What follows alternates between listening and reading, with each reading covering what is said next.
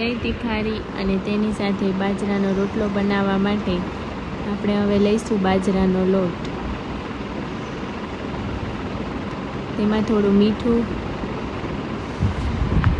થોડું પાણી નાખી અને લોટ બાંધી લઈશું.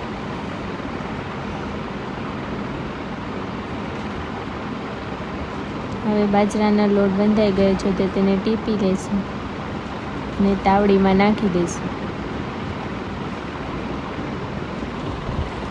તો રોટલો આપણો રેડી થઈ ગયો છે. હવે દહીં તીખારી બનાવવા માટે થોડું દહીં લેશું. તેમાં થોડી હળદર, ચટણી, ધાણા જીરું, મીઠું નાખી દઈશું. હવે વઘાર કરીશું. તેમાં થોડું તેલ ઉમેરીશું.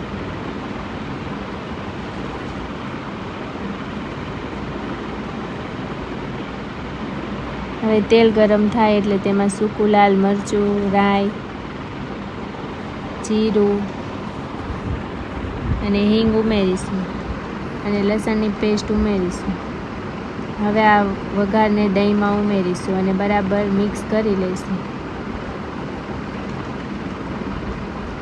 તો તૈયાર છે હવે આપણી દહીં તીખારી.